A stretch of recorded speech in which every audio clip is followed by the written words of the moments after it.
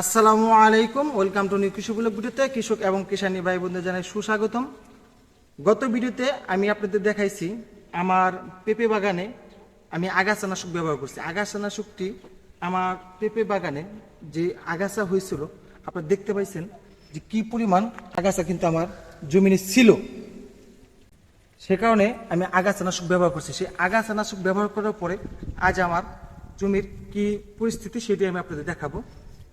দেখেন এখান থেকে কিন্তু আগাছা মরে কিন্তু একদম মাটিগুলো একদম সাদা হয়ে গেছে, মাটি কিন্তু বেরিয়ে গেছে।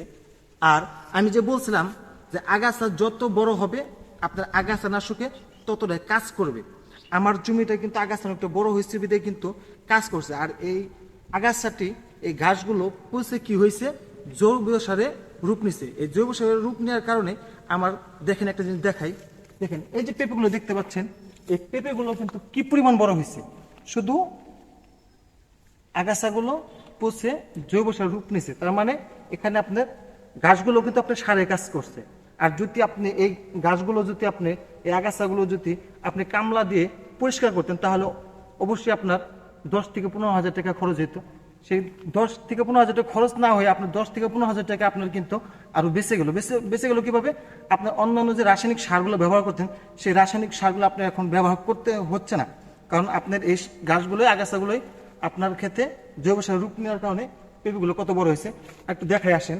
অনেকজন হয়তো বা আপনারা চিন্তা ভাবনা করতে পারেন যে আগাছানাশক যদি পেঁপে বাগানে আমি প্রয়োগ করি তাহলে হয়তো আমার গাছগুলো মরে যাবে বা পচে যাবে।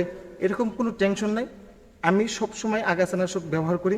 সেটি আমি আরও কয়েকটি ভিডিও কিন্তু আমি আমার এই ইউটিউব চ্যানেলে দিছি, কারণ আমি প্রতি বছর পেঁপে বাগান করি এবং প্রতি বছরই আমি আগাছানাশক অবশ্যই ব্যবহার করি। আসেন আর দেখাই গাছের পেঁপেগুলো দেখেন কত বড় বড় কিন্তু পেঁপেগুলো হয়েছে। আপনি দেখায় আসেন, এই যে আগাছা আপনার ওখানে দেখছেন আর এই যে মাটিগুলো দেখছেন, এই মাটি কিন্তু একদম ফ্রেশ হয়ে গেছে। এই মাটিগুলো একদম ফ্রেশ হয়ে গেছে কারণ আগাছা একদম আপনার শেষ নির্মূল।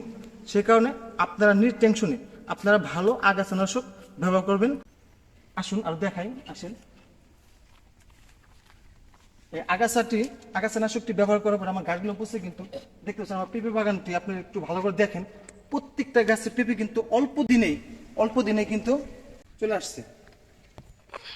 যারা আপনারা এই আগাছানাশকটি ব্যবহার করবেন তাদের আমি আবারও বলবো আপনারা নির্টেনশনে ব্যবহার করবেন।